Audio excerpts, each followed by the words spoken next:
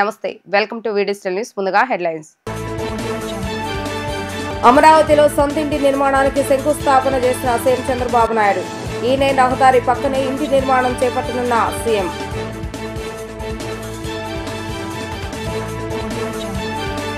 P4 పై ముఖ్యమంత్రి చంద్రబాబు నాయుడు సమీక్ష రాష్ట్ర స్థాయిలో సొసైటీని ఏర్పాటు చేయాలని నిర్ణయం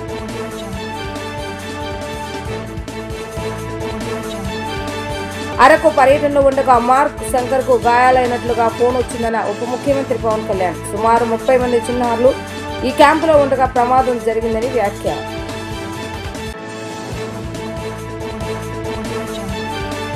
ఏపీ సీఎం చంద్రబాబు నాయుడు రాజధాని అమరావతిలో తన సొంత ఇంటి నిర్మాణ పనులకు బుధవారం శంకుస్థాపన చేశారు. కుటుంబ సమేతంగా ఈ కార్యక్రమంలో పాల్గొన్నారు. వెలగపూడి సచివాలయం వెనుక ఈనే రహదారి పక్కనే ఇంటి నిర్మాణం చేపట్టారు. గత ఏడాది డిసెంబర్లో వెలగపూడి రెవెన్యూ పరిధిలో 5 ఎకరాల విస్తీర్ణంలోని నివాస ఫ్లాట్ లో ఇదే గ్రామానికి చెందిన రైతు కుటుంబం నుంచి కొనుగోలు చేశారు. ఇటీవలే ఫ్లాట్ రిజిస్ట్రేషన్ ప్రక్రియ పూర్తయింది. ఇంటిని 1455 చదరపు గజాల విస్తీర్ణంలో G+1 లో నిర్మించనున్నారు. పనులు పూర్తి చేసి ఏడాదిలోపు గృహప్రవేశం చేయాలని భావిస్తున్నారు. కార్యక్రమంలో నారా చంద్రబాబు నాయుడు సతీమణి నారా భువనేశ్వరి, మంత్రి నారా లోకేష్, బ్రాహ్మణి, దేవాంశ్ తదితరులు పాల్గొన్నారు. పేదరిక నిర్మూలనే లక్ష్యంగా చేపట్టిన జీరో పావర్టీ P4 కార్యక్రమాన్ని విస్తృత పరిచయం పటిష్ట వ్యవస్థను నెలకొల్పేందుకు రాష్ట్ర ప్రభుత్వం చర్యలు వేగవంతం చేస్తుంది. ఇందుకు సంబంధించి రాష్ట్ర స్థాయిలో సొసైటీని ఏర్పాటు చేయాలని నిర్ణయించింది. దీనికి సీఎం చైర్పర్సన్ గా, డిప్యూటీ సీఎం వైస్ చైర్పర్సన్ గా వ్యవహరించనున్నారు. అలాగే సీఈఓ, డైరెక్టర్ తో పాటు వారికి అనుసంధానంగా కాల్ సెంటర్, సాంకేతిక బృందం, ప్రోగ్రామ్ టీం, వింగ్ టీంలు ఏర్పాటు చేయనున్నారు. రాష్ట్ర స్థాయి సొసైటీ ఏర్పాటు P4 పురోగతిపై సీఎం చంద్రబాబు నాయుడు సచివాలయంలో సమీక్ష నిర్వహించారు. P4 కార్యక్రమం జిల్లా చాప్టర్ కు జిల్లా మంత్రి చైర్పర్సన్ గా, నియోజకవర్గ చాప్టర్ కు ఎమ్మెల్యే చైర్పర్సన్ గా, గ్రామ వార్డు స్థాయిలో సెక్రటరియట్ చాప్టర్లకు చైర్పర్సన్ గా, పంచాయతీ కార్యదర్శి, వార్డు అడ్మినిస్ట్రేటివ్ సెక్రటరీలు ఉండనున్నారు. ప్రతి జిల్లా కలెక్టర్, మంత్రులు, ఎమ్మెల్యేలు మార్గదర్శకాలను గుర్తించి బంగారు కుటుంబాలను దత్తత తీసుకునేలా చూడాలని సీఎం సూచించారు. దాతలు ఎవరెవరు ఎంత మొత్తం ఇచ్చారు, ఇంకెంత సహాయం బంగారు కుటుంబాలకు అవసరమవుతుందన్న విషయాలు అన్ని వెబ్సైట్లో పొందుపరచడంతో పారదర్శకంగా ఉంటుందని, P4 పై విశ్వాసం మరింత పెరుగుతుందని సీఎం అధికారులకు సూచించారు. స్కూల్ పిల్లల సమ్మర్ క్యాంపుకు వెళ్లగా అక్కడ జరిగిన అగ్ని ప్రమాదంలో మార్క్ శంకర్ కు గాయాలైనట్లుగా ఉప ముఖ్యమంత్రి పవన్ కళ్యాణ్ పేర్కొన్నారు. తాను అరకు పర్యటనలో ఉండగా ఈ విషయం గురించి ఫోన్ కాల్ వచ్చిందన్నారు. సమ్మర్ క్యాంపులో అగ్ని ప్రమాదం జరిగి తన కుమారుడి చేతులు, కాళ్లకు గాయాలయ్యాయని ఆయన స్పష్టం చేశారు. సింగపూర్లోని ఓ సమ్మర్ క్యాంపులో జరిగిన అగ్ని ప్రమాదంలో తన చిన్న కుమారుడు మార్క్ శంకర్ కు గాయాలైన ఘటనపై ఉప ముఖ్యమంత్రి పవన్ కళ్యాణ్ హైదరాబాద్ లో మీడియాతో మాట్లాడుతూ ఊపిరితిత్తులోకి పొగ చేరటం వల్ల వైద్యులు బ్యాంక్రోస్కోపీ చేస్తున్నారని చెప్పారు. సుమారు 30 మంది చిన్నారులు సమ్మర్ క్యాంపులో ఉన్నప్పుడు ఈ ఘటన జరిగిందని అన్నారు. తన భార్య పిల్లలు సింగపూర్లోనే ఉంటున్నారని, వారు ఉంటున్న చోటుకి 10 నిమిషాల దూరంలో ఈ ప్రమాదం జరిగినట్లుగా వెల్లడించారు. అగ్ని ప్రమాదం చిన్నదే అనుకున్నాము, కానీ తర్వాత దాని తీవ్రత తెలిసిందని పేర్కొన్నారు. తన పెద్ద కుమారుడు అకీరా పుట్టినరోజే రెండో కుమారుడికి ఇలా జరగడం బాధాకరమని అన్నారు. మార్క్ శంకర్ పొగ పీల్చడం వల్ల దీర్ఘకాలంలో ఆరోగ్యంపై ప్రభావం ఉండొచ్చని అన్నారు. మరోవైపు తన కుమారుడు పక్కన కూర్చొని చిన్నారి మరణించడం పట్ల ఆయన దిగ్భ్రాంతి వ్యక్తం చేశారు. ఈ విషయం తెలుసుకుని అవసరమైన సహాయం చేసేందుకు చాలా మంది ముందుకొచ్చారని చెప్పారు. ఈ సమయంలో తనకు అండగా నిలిచిన అందరికీ ధన్యవాదాలు తెలియజేశారు. మార్క్ శంకర్ కి సంబంధించి ఒక సమ్మర్ క్యాంప్కి వెళ్ళారు. సమ్మర్ క్యాంప్కి వెళ్తే అక్కడ అంటే నా వైఫ్కి ఫోన్ వచ్చింది, ఇట్లా ఫైర్ యాక్సిడెంట్ అయింది, స్కూల్ మన సమ్మర్ క్యాంప్ స్కూల్ నుంచి ఫోన్ చేశారు. వెళ్ళి చూస్తే చాలా, నేనేదో చిన్నపాటి అగ్ని ప్రమాదం అనుకున్నాను కానీ ఈ స్థాయిలో ఉంటుందని నాకు తెలియలేదు. ఇది వెంటనే నేను ఎలా జరిగింది అంటే ఎలా ఉన్నారో కూడా నాకు ఇంటెన్సిటీ సీరియస్నెస్ నాకు తెలియలేదు.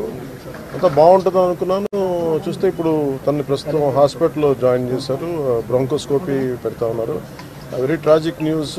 పాపం తన పక్కనే కూర్చున్న క్లాస్మేట్ మొత్తం 3rd degree బర్న్స్, తినికి కూడా కొంత బర్న్స్ అని చెయ్యి మీదను కాలు మీద, లోపల చాలా వరకు స్మోక్ అంతా వెళ్ళిపోయింది గుండెల లంగ్స్లోకి.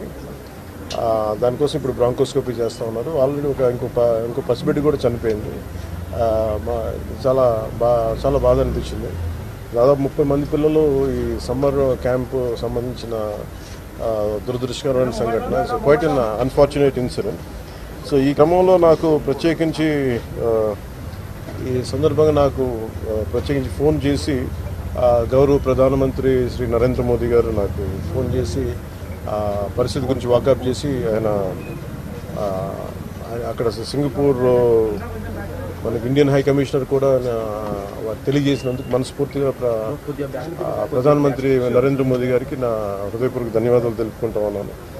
అలాగే మీటింగ్లో ఉండగానే నారా చంద్రబాబు నాయుడు గారు, గౌరవ ముఖ్యమంత్రి నారా చంద్రబాబు నాయుడు గారికి ఫోన్ చేసి కూడా వాకప్ చేశారు. వారికి కూడా నా కృతజ్ఞతలు తెలియజేస్తాను. అలాగే నారా లోకేష్ గారికి కూడా ప్రత్యేకించి ఫోన్ చేసి అడిగారు. అలాగే హోంమంత్రి అనిత్ గారు కూడా అడిగారు. అలాగే కేటీఆర్ గారికి కూడా నా ప్రత్యేకమైన ధన్యవాదాలు తెలియజేసుకుంటున్నాను. అలాగే ఆంధ్రప్రదేశ్ మాజీ ముఖ్యమంత్రి శ్రీ జగన్మోహన్ రెడ్డి గారికి కూడా నా ధన్యవాదాలు తెలియజేస్తాను. తమిళనాడు మాజీ ముఖ్యమంత్రి శ్రీ ఎడప్పాడి పళనిస్వామి గారికి, కేంద్ర మంత్రులు కిషన్ రెడ్డి గారికి, బండి సంజయ్ గారికి, ఆంధ్రప్రదేశ్ ఉపసభాపతి రఘురామకృష్ణరాజు గారికి, రాష్ట్ర మంత్రులు అచ్చెన్నాయుడు గారు, నాదెండ్ల మనోహర్ గారు, దుర్గేష్ గారు, బీజేపీ ఓబీసీ మోర్చా అధ్యక్షులు డాక్టర్ కె లక్ష్మణ్ గారు, BRS working president Shri KTR గారు, అలాగే మిగతా ఎంపీలు, ఎమ్మెల్సీలు హరీష్ రావు గారికి, అలాగే ఆంధ్రప్రదేశ్ గవర్నర్ జస్టిస్ అబ్దుల్ నజీర్ గారికి, తెలంగాణ రాష్ట్ర ముఖ్యమంత్రి గౌరవ ముఖ్యమంత్రి రేవంత్ రెడ్డి గారికి, పౌర విమానయాన శాఖ మంత్రి శ్రీ రామ్మోహన్ నాయుడు గారికి, ప్రతి ఒక్కరికి పేరు పేరున ధన్యవాదాలు. అలాగే నా తోటి నటీనటులందరూ కూడా మనస్ఫూర్తిగా ఈ సందర్భంలో నాకు వారి వాళ్ళ సందేశాన్ని నాకు తెలియజేశారు. వాళ్ళ గుడ్ విషెస్ చెప్పారు. మనస్ఫూర్తి వారందరికీ పేరు పేరున నా ధన్యవాదాలు తెలియకున్నాను. అలాగే నా ట్విట్టర్ అకౌంట్ ద్వారా, పార్టీ ట్విట్టర్ అకౌంట్ ద్వారా అందరికీ తెలియజేస్తాను. మీ అందరికి కూడా ప్రతి ఒక్కరు, అలాగే జనసేన నాయకులు, కార్యకర్తలు చాలామంది పూజా కార్యక్రమాలు నిర్వహించి త్వరగా కోలుకోవాలని చేశారు. వారికి కూడా ప్రత్యేకించి ధన్యవాదాలు. బట్ అన్ఫార్చునేట్ ఏంటంటే ఈరోజు నా పెద్ద కొడుకు అకిరా పుట్టినరోజు. అదే రోజు నా రెండో కొడుకు ఈ విధంగా జరగటం కొంత అన్ఫార్చునేట్ కోఇన్సిడెన్స్ అనిపించింది. But strange. ఏపీ ముఖ్యమంత్రి చంద్రబాబు నాయుడు రాజధాని అమరావతిలో కట్టుకుంటున్న సొంత ఇంటికి భూమి పూజ జరిగింది. ఈ ఉదయం 8:51 వేద పండితుల మంత్రోచ్చరణల మధ్య భూమి పూజ జరిగింది. ఈ కార్యక్రమానికి నారా నందమూరి కుటుంబ సభ్యులు హాజరయ్యారు. సచివాలయం వెనుక E9 రహదారి పక్కన వెలగపూడి రెవెన్యూ పరిధిలో 5 ఎకరాల భూమిలో ఇంటి నిర్మాణం చేయనున్నారు. రాజధాని కోర్ ఏరియాలో చంద్రబాబు నాయుడు ఇంటిని కట్టుకుంటున్నారు. 5 ఎకరాల స్థలంలో చంద్రబాబు నాయుడు నివాసంతో పాటు పక్కనే కాన్ఫరెన్స్ హాల్, పార్కింగ్ ఏరియా ఉంటాయి.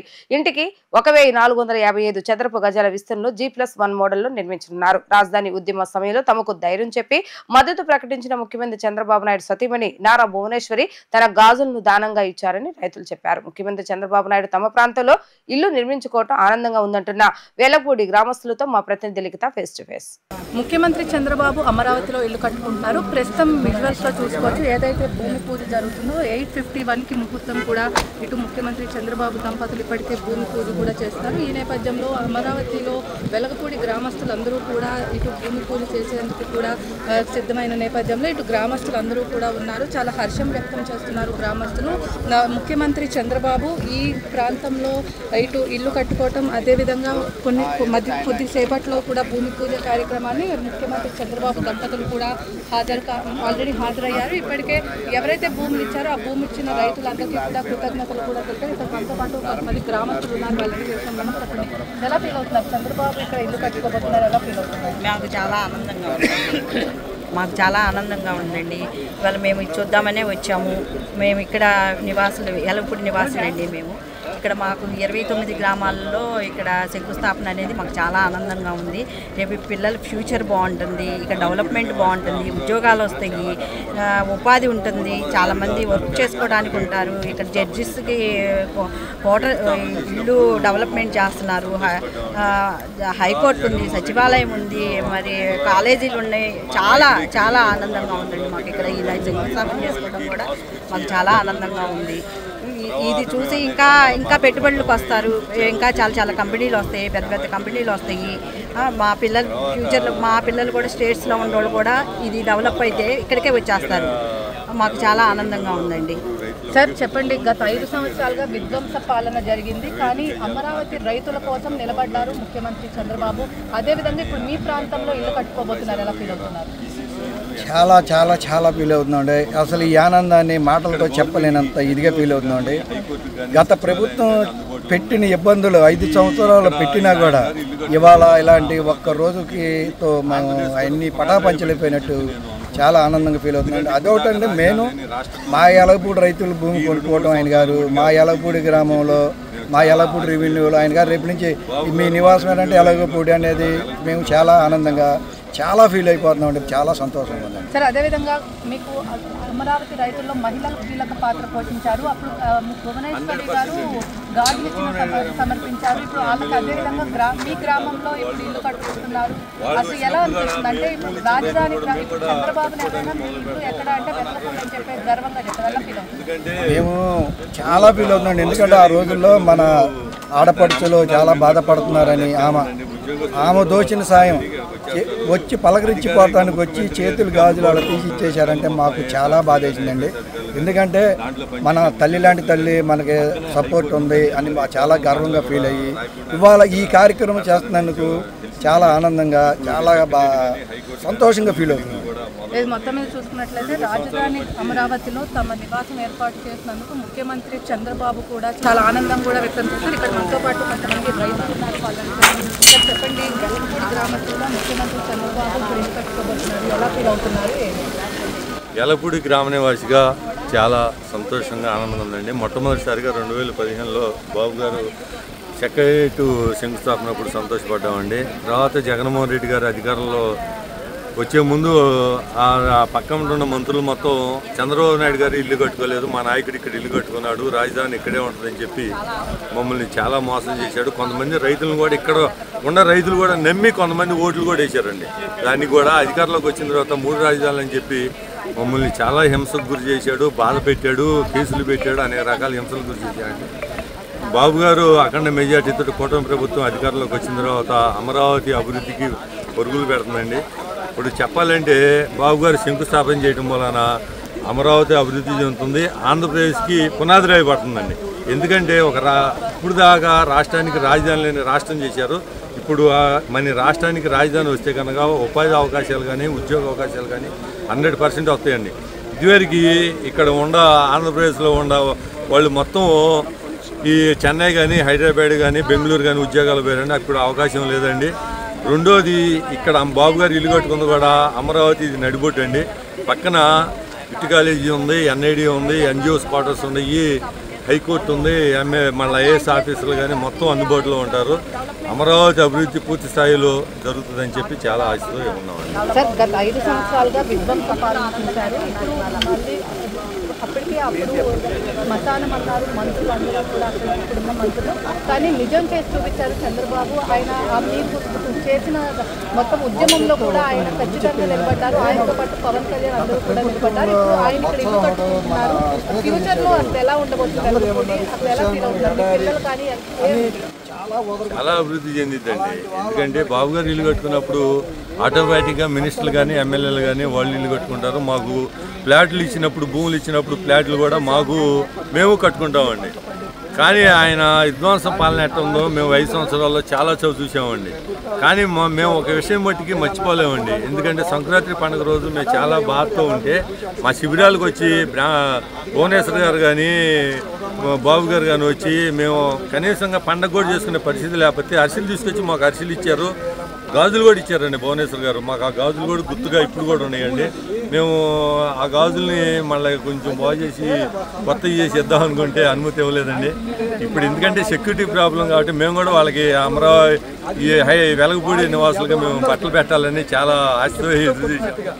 కానీ కుదరలేదు సెక్యూరిటీ ప్రాబ్లం వలన. కానీ బాబు గారు ఇక్కడ ఇల్లు కట్టుకోవడంగా వెలగపూడి నివాసిగా అమరావతి రైతుగా చాలా సంతోషం. మీరు మొత్తం మీద చూసుకున్నట్లయితే ఇటు చంద్రబాబు ఇల్లు కట్టుకోవడం తమంతా కూడా హర్షం వ్యక్తం చేస్తున్నారు. చాలా ఆనందంగా ఉందని కూడా వెలగపూడి గ్రామస్తులు అయితే చెప్తున్నారు. ఇది ఇక్కడ ఉన్న పరిస్థితి. వీడియో జర్నలిస్ట్ అఖిల్తో లిఖిత, వి డిజిటల్ న్యూస్, అమరావతి నుంచి. ఎన్నికల సమయంలో ఆటో డ్రైవర్లకు ఇచ్చిన హామీలను కూటమి ప్రభుత్వం అమలు చేయాలని ఐఎఫ్టియు రాష్ట్ర ప్రధాన కార్యదర్శి పొలారి డిమాండ్ చేశారు. అధికారంలోకి వచ్చి 9 నెలలు గడుస్తున్నా పెనాల్టీల జీవోను రద్దు చేయకుండా ఆటో కార్మికులను ఇబ్బందులు గురి చేయడం సరికాదన్నారు. ప్రభుత్వమే ప్రత్యేక యాప్ ను తీసుకొచ్చి ఆటో డ్రైవర్లను కాపాడాలని కోరారు. టీడీపీ జనసేన కూటమి ప్రభుత్వం ఆటో మోటార్ కార్మికులకు ఎన్నికల సందర్భంగా ఇచ్చిన హామీలు అమలు చేయాలని కోరుతూ ప్రగతిశీల ఆటో కార్మిక సంఘం ఆధ్వర్యంలో విజయవాడ అలంకార్ సెంటర్ ధర్నా చౌక్ లో ధర్నా నిర్వహించారు. ఆటో డ్రైవర్ల సమస్యలు పరిష్కరించాలని డిమాండ్ చేస్తూ నినాదాలు చేశారు. ప్రధాన కార్యదర్శి పొలారి మాట్లాడుతూ ఆటో డ్రైవర్లకు భారంగా ఉన్న పెనాల్టీల 021ని రద్దు చేస్తామని ఇచ్చిన హామీని నేటికి కూడా అమలు చేయకపోవడం దుర్మార్గమన్నారు. ఆటోలకు 60 కిలోమీటర్ల పరిధిలో తిరిగే అవకాశం ఉందని దీన్ని నిలిపివేస్తూ జీవో నెంబర్ 7 తీసుకురావడం అన్యాయమన్నారు. ప్రతి ఆటో డ్రైవర్కు 15,000 రూపాయలు ఇస్తామని చెప్పి విస్మరించడం బాధాకరమని అన్నారు. ముఖ్యంగా ఓలా, ఊబర్, ర్యాపిడో వంటి ఆన్లైన్ యాప్ల వల్ల డ్రైవర్లు ఉపాధి కోల్పోతున్న పరిస్థితి వచ్చిందని, రాష్ట్రంలో ఆన్లైన్ యాప్లను రద్దు చేయాలన్నారు. ప్రభుత్వమే ప్రత్యేక యాప్ను తీసుకొచ్చి ఆటో డ్రైవర్లను కాపాడాలని ఎన్నికల సమయంలో చెప్పిన విధంగా కార్పొరేషన్ ఏర్పాటు చేయాలని డిమాండ్ చేశారు. ముందు రాష్ట్రంలో ప్రజలందరికీ హామీలు ఇచ్చారు. అందులో భాగంగా ఆటో మోటార్ కార్మికులు అనేక హామీలు ఇచ్చారు. ఆ హామీలు ఒక హామీ అమలు చేయట్లా. హామీల్లో ఆర్థికానికి ముడిపడి ఉంది, ఆర్థికానికి సంబంధించిన హామీలు ఉన్నాయి. ఏ ఒక్క హామీ అమలు చేయట్లా. ప్రధానంగా సంక్షేమ బోర్డు ఏర్పాటు చేస్తూ ఉన్నారు. జీవో నెంబర్ 21 రద్దు చేస్తూ ఉన్నారు. ప్రతి ఆటో కార్మికు 15,000 వేస్తూ ఉన్నారు. ఎందుకు మరి అమలు చేయట్లా? అప్పుల మాటలు మాట్లాడుతూ ఉన్నారు. నిన్న చెప్పిన అప్పులు వేరు, ఇవాళ అంత అప్పులు లేవు అని మీరే చెప్తా ఉన్నారు. ఒక పక్కన అప్పులు లేవు, సగం తగ్గినా ఇవాళ సంక్షేమ పథకాలు అమలు చేయట్లా. పైగా ఆటో కార్మికులు ఆంక్షలు విధిస్తూ ఉన్నారు. పెనాల్టీలు జీవో రద్దు చేయకపోగా ఆ జీవో పేరుతో వాళ్ళ విపరీతంగా పెనాల్టీలు వేస్తూ ఉన్నారు, కేసులు రాస్తూ ఉన్నారు. దీన్ని వ్యతిరేకిస్తూ ఉన్నాం. ముఖ్యంగా ఓలా, ఊబర్, ర్యాపిడో ప్రైవేటు సంస్థల్ని నిషేధించాలని చెప్పి మేము కోరుతూ ఉంటే వాటిని నిషేధించకపోగా, ఓలా, ఊబర్, ర్యాపిడోలు నిషేధించకపోగా ర్యాపిడో సంస్థలతో ప్రభుత్వం నేరుగా ఒప్పందం చేసుకుంటూ ఉంది, ప్రోత్సహిస్తూ ఉంది. ఇది ఎంతవరకు న్యాయం ప్రశ్నిస్తూ ఉన్నాం. ఇవాళ విజయవాడ నగరంలో సుమారుగా ప్రత్యక్షంగా పరోక్షంగా 25,000 ఆటోలు జీవిస్తూ ఉన్నాయి. ఈ ఆటో కార్మికులు పట్టుకొడుతూ వీళ్ళందరినీ ర్యాపిడో, ఓలా, ఊబర్ సంస్థలకి కట్టబెట్టే విధంగా, బాధితులకు చేసే విధంగా ప్రభుత్వం వ్యవహారం చేస్తూ ఉంది. ఈ చర్యను వ్యతిరేకిస్తూ ఉన్నాం, వాటిని నిషేధించబడుతూ ఉన్నాం. కర్ణాటక, కేరళ రాష్ట్రాల్లో ప్రభుత్వాలు ప్రోత్సహించి లాభ నష్టాలు లేని రీతిలో మరి ఒక యాప్ తీసుకొచ్చి ప్రయాణికులు మేలు చేస్తూ ఉంది. అలా మీ ప్రభుత్వం పుంజుకోవాలి. మీ ప్రభుత్వం ద్వారా అట్లా సహకారం అందించాలి. కానీ మీరే మరి ప్రైవేట్ సంస్థలకి చేయటం, అట్లాగే ఫిట్నెస్ లాంటి సంస్థ వ్యవహారాలని ప్రైవేట్ అప్పగించడం వ్యతిరేకిస్తాను. ఆటో మోటార్ రంగాన్ని ప్రైవేట్ సంస్థలకు అప్పగించరాదని ఎన్నికల హామీలు అమలు చేయాలని ఈ సందర్భంగా డిమాండ్ చేస్తాను. లేని పక్షంలో రాబోయే పెద్ద ఎత్తున ఆందోళన చేస్తాను. Prasad, IFTU state president. Auto కార్మికులకి, మోటార్ కార్మికులకి చంద్రబాబు పార్టీ ఏదైతే హామీలు ఇచ్చిందో ఎన్నికల్లో వాటిని అమలు చేయాలని చెప్పి ధర్నా జరుగుతుంది. ఆ రోజున 21వ నంబర్ జీవోని రద్దు చేస్తామని చెప్పింది. వాస్తవానికి గత ప్రభుత్వం కూడా పెనాల్టీని 1000% పెంచుతూ ఏదైతే జీవో ఇచ్చిందో దానికి వ్యతిరేకంగా ఆటో, మోటార్ కార్మిక సంఘాలు పోరాడాయి. అయితే ఆ పోరాట ఫలితంగా జీవో ఇచ్చినటువంటి పెనాల్టీ జీవోని అమలు చేయకుండా, దాన్ని రద్దు చేయకుండా, అమలు చేయకుండానైనా కనీసం ఆ ప్రభుత్వం ఉంచింది. ఇవాళ ఆ జీవోనే రద్దు చేస్తామని అధికారానికి వచ్చినటువంటి ప్రభుత్వం దాన్ని రద్దు చేయకపోగా దాన్ని ఆచరణలో అమలు చేస్తుంది. అంతకుముందు ఆచరణలో అమలు జరగని దాన్ని అమలు చేస్తున్నది. ఇది అన్యాయమైంది. పేదవాళ్లే దొరికారు ఆ పొట్టలు కొట్టడానికి. ఒక్క 100 రూపాయలు ఉందని 1000 రూపాయలు, 1000 రూపాయలు ఉందని 10,000 రూపాయల పెనాల్టీలు వేయడానికి, కొల్లగొట్టడానికి ఆటో కార్మికులు దొరికారా? కార్పొరేట్లు దొరకలేదా ఈ ప్రభుత్వాలకి? దాన్ని మేము ప్రశ్నిస్తున్నాం. అదేవిధంగా ఆటో కార్మికుల కోసం ఏదైతే గతంలో ఇచ్చిన అనేక హామీలు ఉన్నాయో వాటిని అమలు చేయాలని చెప్పి మేము డిమాండ్ చేస్తున్నాం. కేంద్రంలోని మోడీ ప్రభుత్వం, రాష్ట్రంలోని కూటమి ప్రభుత్వం అన్ని ధరలను పెంచేస్తూ ప్రజలపై అధిక భారాన్ని మోపుతున్నాయని సిపిఎం రాష్ట్ర కార్యవర్గ సభ్యులు సిహెచ్ బాబురావు ఆగ్రహం వ్యక్తం చేశారు. ధరలు పెంచడం వల్ల 9,150 కోట్ల రూపాయలు దేశం పైన భారం పడుతుందని అన్నారు. పెంచిన గ్యాస్ ధరలు రద్దు చేయాలని కోరుతూ బీసెంటూరులోని మహంతి చేపల మార్కెట్ వద్ద సిపిఎం ఆధ్వర్యంలో ధర్నా నిర్వహించడం జరిగింది. ఈ ధర్నా కార్యక్రమంలో సిపిఎం రాష్ట్ర కార్యవర్గ సభ్యులు సిహెచ్ బాబురావు పాల్గొని మాట్లాడారు. చంద్రబాబు నాయుడు, పవన్ కళ్యాణ్ రాష్ట్ర ప్రజలకు నమ్మకద్రోహం చేస్తారని అన్నారు. ఏ ఛార్జీలు పెంచబోమని హామీలు ఇచ్చి అధికారంలో వచ్చిన తర్వాత అన్ని ఛార్జీలు పెంచేస్తూ ప్రజలు నడ్డివిరుస్తున్నారని అన్నారు. చంద్రబాబు నాయుడు ప్రభుత్వం ఆంధ్రప్రదేశ్లో దీపం పథకం గ్యాస్ రేటు తగ్గిస్తామని చెప్పి ఇప్పుడు గ్యాస్ ధరలు పెంచడం ఏమిటి అని ప్రశ్నించారు. వెంటనే గ్యాస్ ధరలు తగ్గించాలని, లేని పక్షంలో సిపిఎం ఆధ్వర్యంలో నిరసన చేపడతామని హెచ్చరించారు. మోడీ కేంద్ర ప్రభుత్వం జనాన్ని మరో దొంగ దెబ్బతీసింది. గ్యాస్కి 50 రూపాయలు పెంచారు. ఎన్నికలకు ముందు మేము గ్యాస్ ధరలు తగ్గిస్తాం, సబ్సిడీ బండలు ఇస్తాం మాటలు చెప్పారు. కేంద్రంలో మోడీ, రాష్ట్రంలో చంద్రబాబు, పవన్ కళ్యాణ్ ఇప్పుడు నమ్మక ద్రోహం చేశారు. హామీలు అమలు చేయమంటే 9 నెలలే కదా అంటున్నారు. కానీ 9 నెలలు తిరక్కముందే దెబ్బ మీద దెబ్బతీస్తూ ఉన్నారు. ఇదేనా పేదరిక నిర్మూలన P4 అంటే? ఇవాళ కేంద్ర ప్రభుత్వం ఈ 50 రూపాయల ధరలు పెంచడం వల్ల 9,150 కోట్ల రూపాయలు దేశమంతా భారం పడుతుంది. మన ఒక ఆంధ్రప్రదేశ్లోనే 500 కోట్ల రూపాయల భారం పడింది. పెట్రోలు, డీజిల్లో ఇంకో మోసం చేశారు. ప్రపంచంలో పెట్రోలు, డీజిల్ రేట్లన్నీ పడిపోయినాయి. ఇవాళ రేటు సగానికి తగ్గించాలి. కానీ మోడీ కుట్ర పన్ని తగ్గించాల్సిన పెట్రోల్ డీజిల్ని తగ్గించకుండా ఎక్సైజ్ డ్యూటీ ₹2 లీటర్కి పెంచి 32,000 కోట్ల రూపాయలు ఒక్క దెబ్బతో పెట్రోల్ డీజిల్ మీద ఖజానా నింపుకుంటున్నారు. ఇది ప్రజలకి పెట్రోల్ రేటు పెరగలేదు కదా అనుకుంటున్నారు. తగ్గించాల్సింది తగ్గించకుండా ఖజానాలో వేసుకోవడం అంటే దుర్మార్గం కదా. అంటే పెట్రోల్ డీజిల్ మీద ట్యాక్స్ కానీ వంట గ్యాస్ మీద కానీ 41,000 కోట్ల రూపాయలు ఈ రోజున భారం వేశారు. వాళ్ళ ప్రభుత్వం దెబ్బ మీద దెబ్బ. ఆంధ్రప్రదేశ్లో కరెంటు ఛార్జీలు పెరిగినాయి, నిత్యావసర వస్తువుల రేట్లు పెరిగినాయి. ఇప్పుడు మళ్ళీ గ్యాస్ మీద ఇది ప్రారంభమే. రాబోయే కాలంలో ఈ ప్రమాదం చాలా కాబోతుంది. ఒక వైపున హిందూ ముస్లిం క్రైస్తవుల మీద మతాల పేరుతో చిచ్చు పెడతా ఉంది మోడీ ప్రభుత్వం. వక్ఫ్ బిల్లుకి సవరణ పేరుతో దేశం దృష్టిని మళ్లించింది.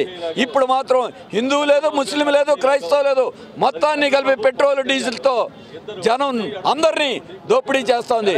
అందుకే వీళ్ళ హిందువుల పార్టీ, హిందువుల మనోభావాలని పేరు చెప్పి హిందువులు ముస్లిం క్రైస్తవులు లేకుండా అన్ని మతాల వారిని పీల్చిపిప్పి చేస్తున్నది ప్రభుత్వాలు.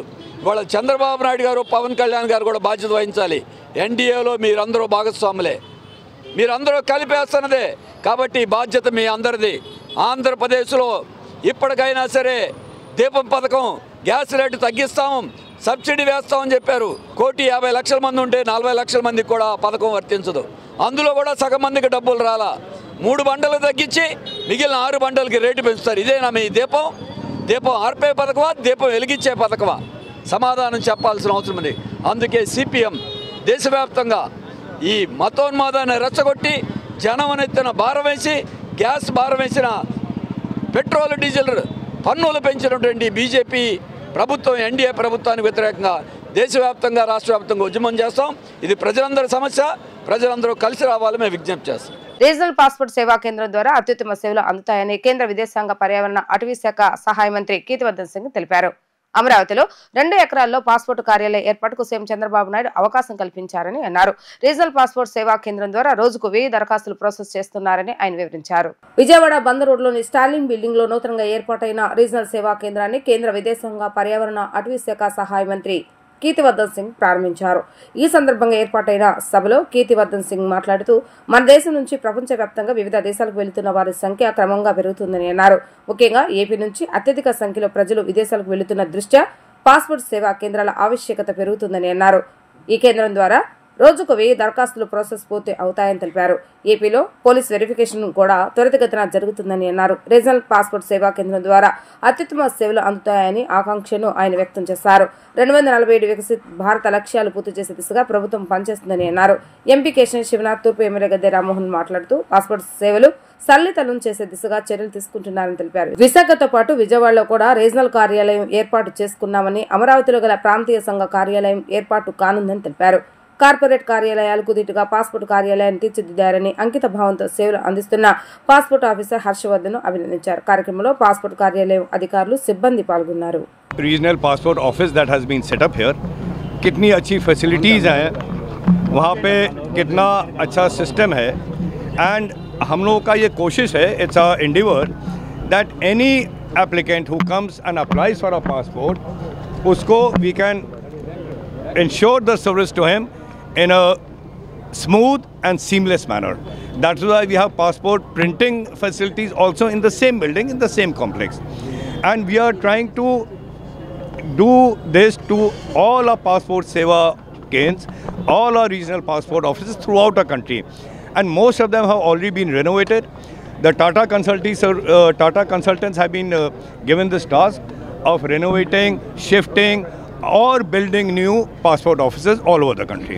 So we are now very fast track here, and along with the passport offices, we are also introducing the new electronic passport, the PSP2 version, where there's a chip embedded in the passport document, and that will help and just make the whole process of traveling from one country to another, the immigration process and everything much smoother and faster. Now people will not have to stand in lines, we will not have to stand in queues. We are utilizing the full power of the information technology today, and things that for which our people had to wait in long queues or run to many offices, now that is available to them at the clip of the finger and the mouse.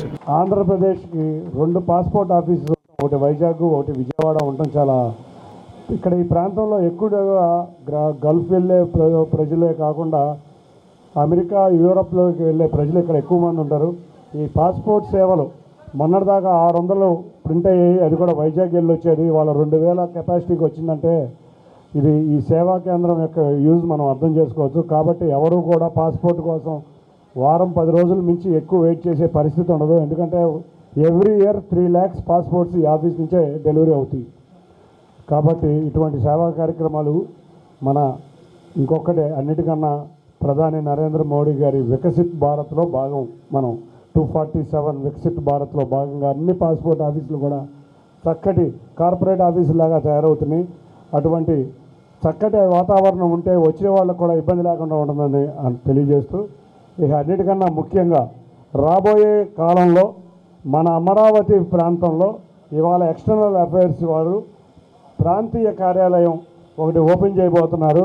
తప్పకుండా ఆ కార్యాలయం దేశంలో అన్నిటికన్నా అద్భుతమైన ప్రదేశంలో ఈ కార్యాలయం ఉండబోతుంది.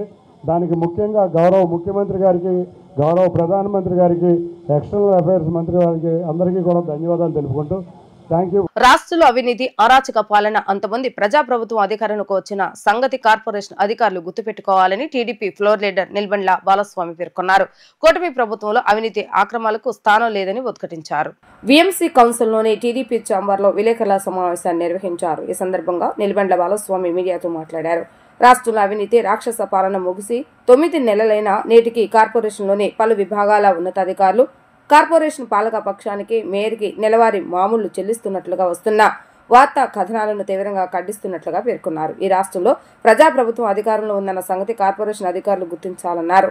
కూటమి ప్రభుత్వంలో అవినీతి అక్రమాలకు స్థానం లేదన్నారు. ఈ విషయాన్ని గమనించి కార్పొరేషన్లోని వివిధ భాగాల ఉన్నతాధికారులు పాలక పక్షానికి నెలవారీ మామూళ్లు సమర్పించే సాంప్రదాయానికి స్వస్తి పలకాలని హితవు పలికారు. విజయవాడ నగరంలో ప్రభుత్వం మారినా కానీ కొంతమంది విజయవాడ నగరపాలక సంస్థలో పనిచేస్తున్నటువంటి మరి శానిటరీ ఎస్ఐలు కానీ, అలాగే మరి టౌన్ ప్లానింగ్లో కానీ, ఇంకా కొన్ని ఇతరితర శాఖల్లో ప్రతి నెల కూడా వీళ్ళకి ప్రతి నెల కూడా వీళ్ళందరూ కూడా మేయర్ కానీ వీళ్ళకి ఇంకా మామూలు ఇస్తున్నారని చెప్పి మా దృష్టికి వచ్చింది.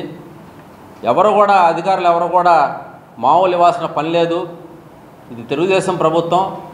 ఎవరన్నా మిమ్మల్ని అడిగితే కనుక మరి కార్పొరేషన్లో పాలకపక్షం నుంచి ఎవరైనా సరే మిమ్మల్ని ఒత్తిడి చేస్తే మా దృష్టికి తీసుకురండి. మీరెవరు కూడా ఎవరికి కూడా నెల మామూలు ఇవ్వాల్సిన అవసరం లేదు. ఎవరన్నా అడిగితే కనుక మా దృష్టికి తీసుకురండి. లేదు అని చెప్పి మీరు చెల్లిస్తే కనుక దాన్ని ప్రభుత్వాన్ని రాసి ఆ పేర్లు బహిర్గతం చేసి ఎవరైతే నెల నెల మామూలు ఇస్తున్నారో, ఏ డిపార్ట్మెంట్ వాళ్ళు అయితే ఇస్తున్నారో వాటిని బహిర్గతం చేసి వాళ్ళ మీద చర్యలు తీసుకోమని ప్రభుత్వానికి కూడా రాస్తామని చెప్పి ఈ సందర్భంగా తెలియజేస్తూ, మరి ఎవరు కూడా భయపడాల్సిన అవసరం లేదు. తెలుగుదేశం ప్రభుత్వం అంతా కూడా మరి పారదర్శకంగా ఉంటుంది కాబట్టి అధికారులు ఎవరు కూడా ఎవరికి లంచాలు ఇవ్వాల్సిన అవసరం లేదని చెప్పి తెలియజేస్తూ, మరి ఎవరికన్నా ఏదైనా ఇబ్బందులు ఉన్నా, అధికారులకు ఏదైనా ఇబ్బందులు ఉన్నా సరే మరి ఎమ్మెల్యేల దృష్టికి కానీ, ఎంపీ గారి దృష్టికి కానీ, మా దృష్టికి కానీ తీసుకొస్తే మరి వాళ్ళకి ఎలాంటి ఇబ్బందులు లేకుండా చేస్తామని చెప్పి కూడా తెలియజేస్తూ, మరి అలాగే కొంతమందిని మరి తూర్పు నియోజకవర్గంలో సుమారుగా ఒక 35 మందిని మరి కమిషనర్ గారి ఆర్డర్ లేకుండానే, కమిషనర్ గారి సర్క్యులర్ లేకుండానే 35 మందిని ఎంప్లాయీస్ని నియమించామని చెప్పి పారిశుద్ధ్య కార్మికుల్ని వెళ్ళిపోయినటువంటి సీఎంఓహెచ్ సురేష్ ఆధ్వర్యంలో జరిగిందని చెప్పి అన్నారు. దాని మీద అవకతవకలు ఉన్నాయి, దాని మీద చాలా అవినీతి ఉంది, పెద్ద ఎత్తున డబ్బులు చేతులు మారినాయి అని చెప్పి కూడా నేను కమిషనర్ గారికి కంప్లైంట్ ఇవ్వడం కూడా జరిగింది. కాబట్టి దాన్ని కూడా సమగ్రంగా విచారణ జరిపించాలి. నిజంగా చనిపోయిన ఆప్కాస్లో చనిపోయినటువంటి వాళ్ళ కుటుంబీకులు వాళ్ళు అవునా కాదా అనేది ఇంకోసారి ఎంక్వైరీ చేయాలి. అలాగే కొన్ని ఫేక్ సర్టిఫికేట్లు, మెడికల్ సర్టిఫికేట్లు పెట్టి కూడా మరి కొంతమంది ఉద్యోగాల్లో జాయిన్ అవ్వడం జరిగింది. వీటన్నిటి వెనకమాల కూడా విజయవాడ నగరపాలక సంస్థలో ప్రధానంగా పనిచేస్తున్నటువంటి పాలకపక్షంలో ఉన్నటువంటి వాళ్ళు ఉన్నారు. కాబట్టి దీని మీద కూడా సమగ్ర విచారణ జరిపించి వాళ్ళ మీద చర్యలు తీసుకోవాలని చెప్పి కమిషనర్ గారి దృష్టికి గతంలో తీసుకొచ్చాం. మళ్ళీ కమిషనర్ గారు ఊరు నుంచి రాగానే ఆయన దృష్టి కూడా తీసుకెళ్తాం. వార్తలు ముగించే ముందు హెడ్లైన్స్ మరొకసారి. అమరావతిలో సొంతింటి నిర్మాణానికి శంకుస్థాపన చేసిన సీఎం చంద్రబాబు నాయుడు. ఈయన రహదారి పక్కనే ఇంటి నిర్మాణం చేపట్టనున్న సీఎం.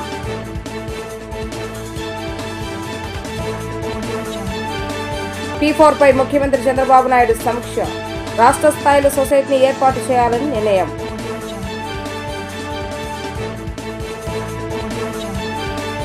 అరకు పర్యటనలో ఉండగా మార్క్ శంకర్ కు గాయాలైనట్లుగా ఫోన్ వచ్చిందన్న ఉప ముఖ్యమంత్రి పవన్ కళ్యాణ్. సుమారు 30 మంది చిన్నారులు ఈ క్యాంపులో ఉండగా ప్రమాదం జరిగిందని వ్యాఖ్య.